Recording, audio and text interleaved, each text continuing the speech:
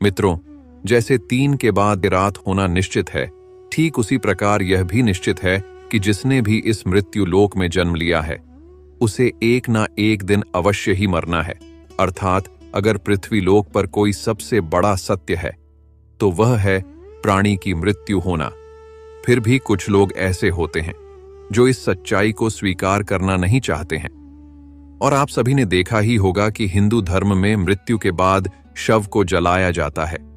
साथ ही आपने यह भी देखा होगा कि अगर किसी व्यक्ति की मृत्यु सूर्यास्त के बाद होती है तो उसका दाह संस्कार अगले दिन किया जाता है, रात को नहीं किया जाता है। ऐसे में आपने जरूर गौर किया होगा कि किसी परिवार में अगर किसी व्यक्ति की मृत्यु शाम के बाद होती है तो उसे शव को अकेला नहीं छोड़ा जाता। परंतु मित्रों, क्या आप जानते हैं कि शव को रात भर अकेला क्यों नहीं छोड़ा जाता? अगर नहीं तो इस वीडियो को अंत तक जरूर देखे लें, क्योंकि मैं इस वीडियो में आपको इसी सवाल का जवाब बताने वाला हूं, जिसका वर्णन गरुड़ पुराण में विस्तार से किया गया है।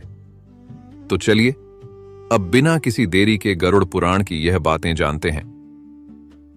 नमस्कार मित्रों, धार्मिक ज्ञान पर आपका एक बार फिर से स्वागत है। मित्रों, हमारे धर्म में मृत्यु के बाद शव को अकेला क्यों नहीं छोड़ा जाता है, यह बताने से पहले हम आपको यह बता देते हैं कि कब कब अथवा किन किन परिस्थितियों में शव का अंतिम संस्कार नहीं किया जाता है या फिर कुछ समय के लिए टाल दिया जाता है। मित्रों, आपको सबसे पहले बता दो कि हिंदू धर्म में अगर किसी की मृत्यु सूर्यास्त के बाद होती है तो उसके शव को रात भर घर पर ही रखा जाता है और अगले दिन उसका दाह संस्कार किया जाता है।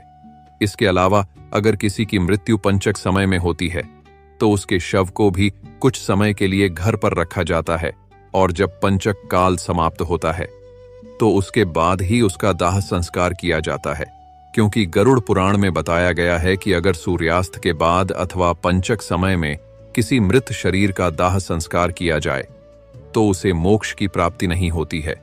इसीलिए अगर कोई रात में मर जाए तो ऐसी स्थिति में लाश को लेकर श्मशान घाट नहीं जाते और लाश को घर पर ही रखा जाता है। सुबह होने इंतजार किया जाता है और ऐसे में मृत शरीर को एक भी पल के लिए अकेला नहीं छोड़ा जाता है और कोई ना कोई व्यक्ति हमेशा रखवाली के लिए मौजूद रहता है।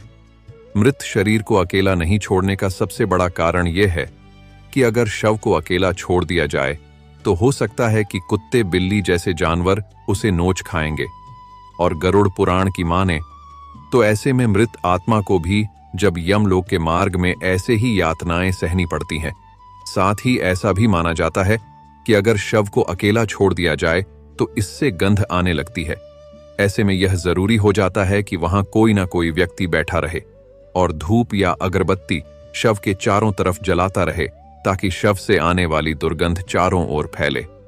गरुड़ पुराण के अनुसार भगवान विष्णु गरुड़ जी के पूछने पर कहते हैं कि हे पक्षीराज, इन सब के अलावा अगर किसी की मृत्यु हो जाती है और उसकी कोई भी संतान नहीं है तो ऐसे समय पर भी शव को घर पर रखा जा सकता है जब तक कि उसका पुत्र या फिर पुत्री ना आ जाए, क्योंकि जब खुद की संतान मृत शरीर को मुखाग्नि नहीं देती तो उसका उद्धार नहीं हो पाता।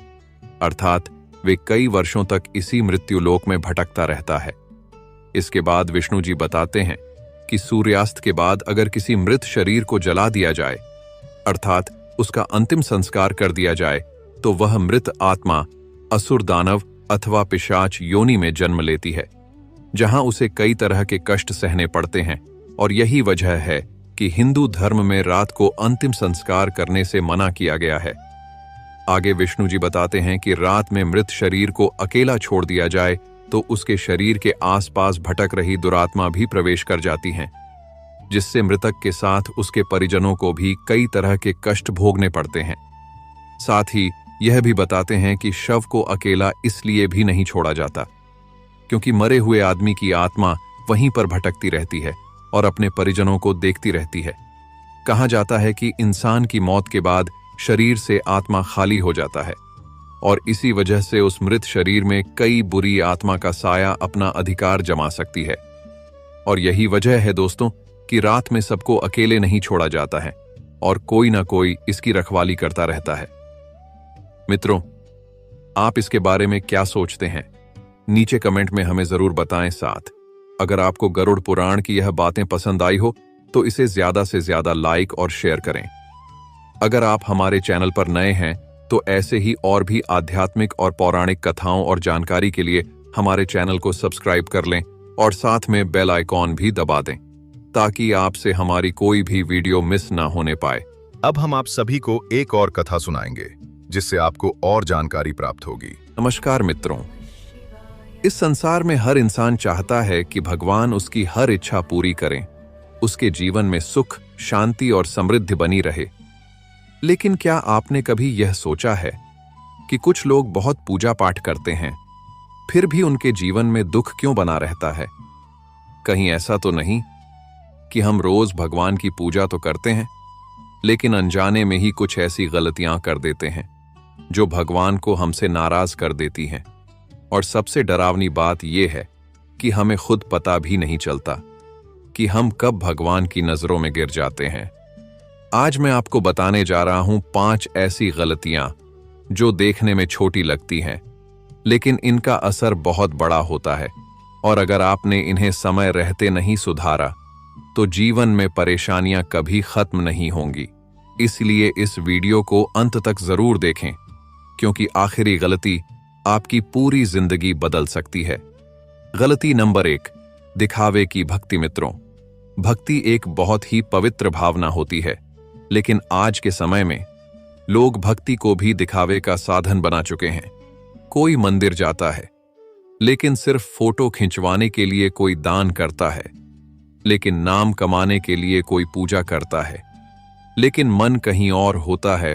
जरा सोचिए, अगर आप किसी से दिल से प्यार न करें और सिर्फ दिखावे के लिए रिश्ता निभाएं, तो क्या वह रिश्ता सच्चा होगा? नहीं ना? ठीक उसी तरह भगवान के साथ भी दिखावे का रिश्ता नहीं चलता। शास्त्रों में कहा गया है, भगवान को आपका धन नहीं, आपका सच्चा मन चाहिए। एक बार एक अमीर व्यक्ति रोज मंदिर में सोने का दान करता था और एक गरीब व्यक्ति सिर्फ एक फूल चढ़ाता था। लेकिन भगवान किससे प्रसन्न हुए? उस गरीब से, क्योंकि उसका मन सच्चा था। गलती नंबर 2, माता पिता का अपमान। मित्रों, आज के समय में बहुत लोग भगवान की पूजा तो करते हैं, लेकिन अपने माता पिता की इज्जत नहीं करते। उनसे ऊंची आवाज में बात करना, उनकी बातों को नजरअंदाज करना, उन्हें बोझ समझना, ये सब बहुत बड़ा पाप है। शास्त्रों में कहा गया है, माता पिता ही धरती पर भगवान का रूप हैं। अगर आपने उन्हें दुख दिया तो आपकी पूजा कभी सफल नहीं होगी। सोचिए, जिस मां ने आपको 9 महीने तक अपने गर्भ में रखा, जिस पिता ने आपकी हर जरूरत पूरी की, अगर आप उन्हीं का अपमान करते हैं तो भगवान कैसे खुश होंगे? गलती नंबर 3, दूसरों का दिल दुखाना। मित्रों, भगवान ने हमें इंसान बनाया है ताकि हम एक दूसरे की मदद करें, लेकिन आज के समय में लोग ईर्ष्या करते हैं, धोखा देते हैं, दूसरों को गिराने की कोशिश करते हैं। याद रखिए, अगर आप किसी का दिल दुखाते हैं तो वह सीधा भगवान तक पहुंचता है। कहा गया है, जिसने जीवों को दुख दिया उसने भगवान को दुख दिया।